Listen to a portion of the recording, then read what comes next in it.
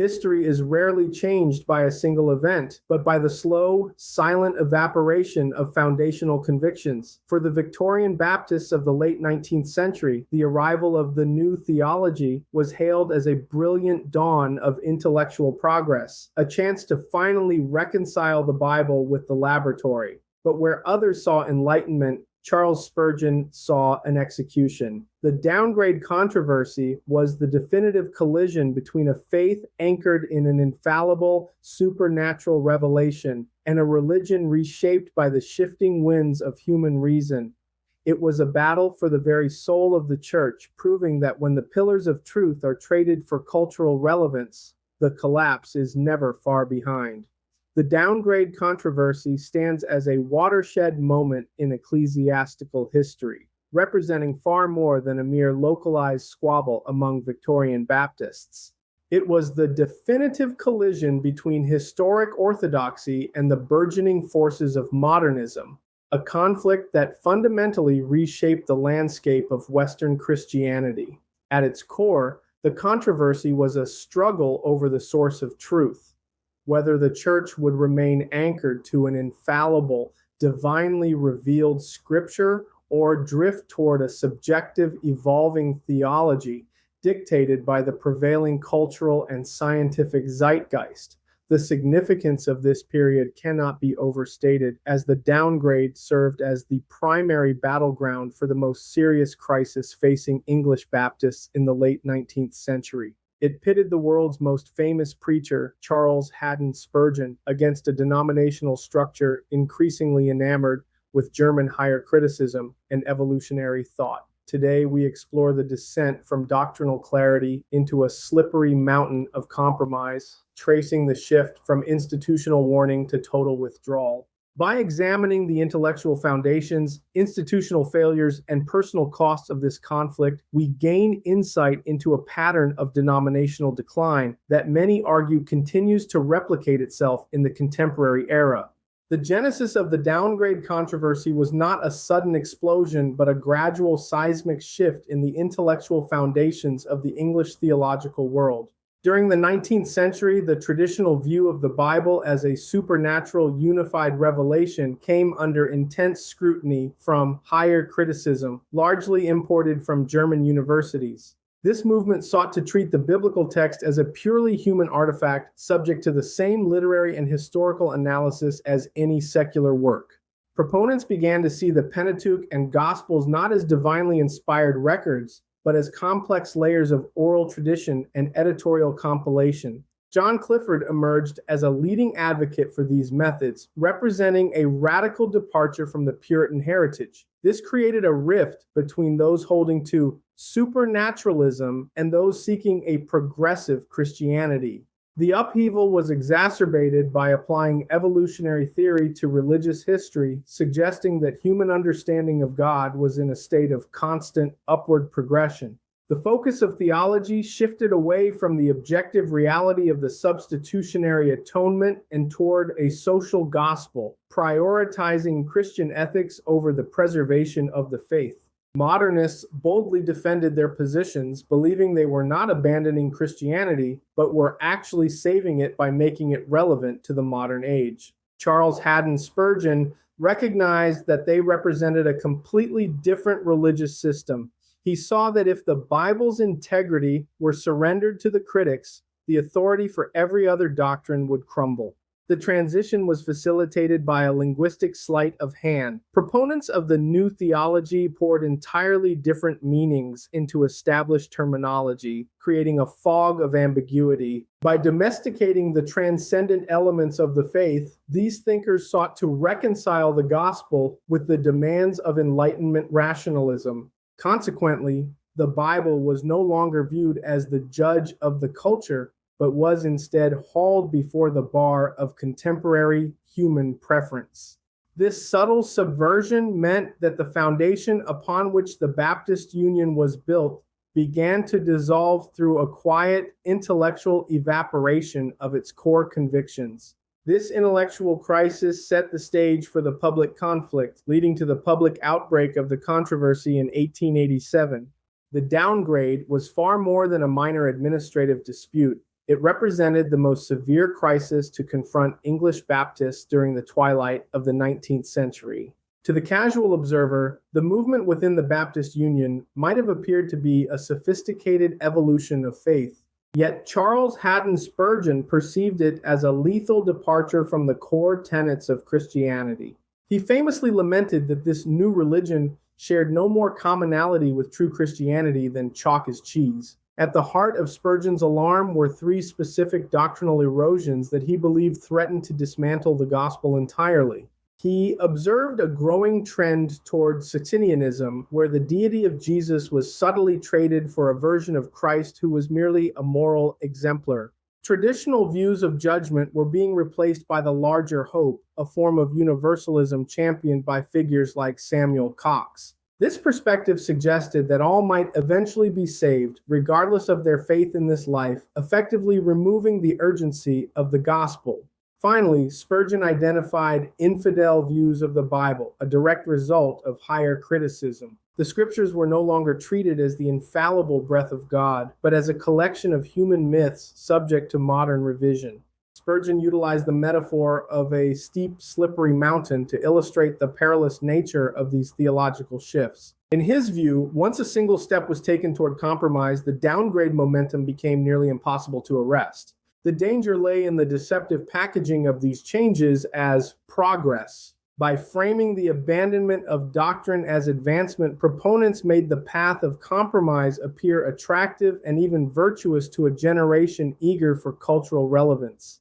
The rapid spread of the downgrade was facilitated by an institutional environment that prioritized functional unity over theological precision. Unlike the Baptists of previous generations defined by rigorous confessions, the late 19th century Union began to reduce Christianity to a vague evangelical experience or spirit. This shift from objective doctrine to subjective sentimentality created a vacuum where heterodoxy could flourish without resistance. The seeds of this institutional collapse were sown as early as 1873, when the Baptist Union restructured its constitution to favor a functional base rather than a doctrinal one. In an effort to be inclusive, the Union effectively removed the theological fences that protected its identity. By the time the controversy reached its zenith, the only remaining requirement for membership was supposed to be believers' baptism by immersion.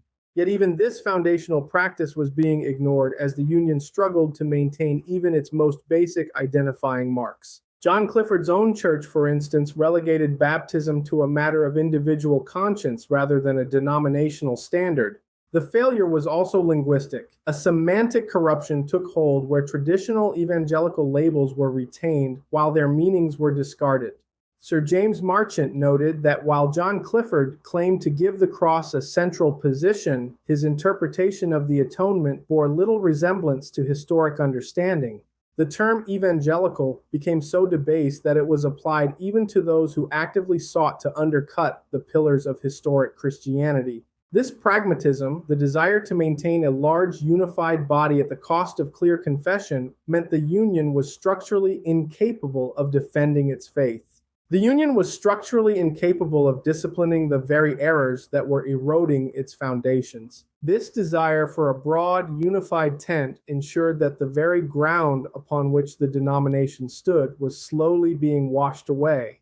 The conflict transitioned from quiet concern to public outcry in March 1887 with the publication of the Downgrade in Spurgeon's periodical The Sword and the Trowel. Although Spurgeon did not pen the initial article himself, it served as the clarion call that gave the controversy its name and perfectly mirrored his burgeoning anxieties regarding the state of the denomination. The first salvos of the controversy painted a grim portrait of the Baptist landscape, describing a scene of moral and doctrinal rot where prayer meetings were in decline. Laity were becoming indifferent, and pastors were increasingly distracted by worldly pursuits like the theater rather than being consumed by Bible study and fervent preaching.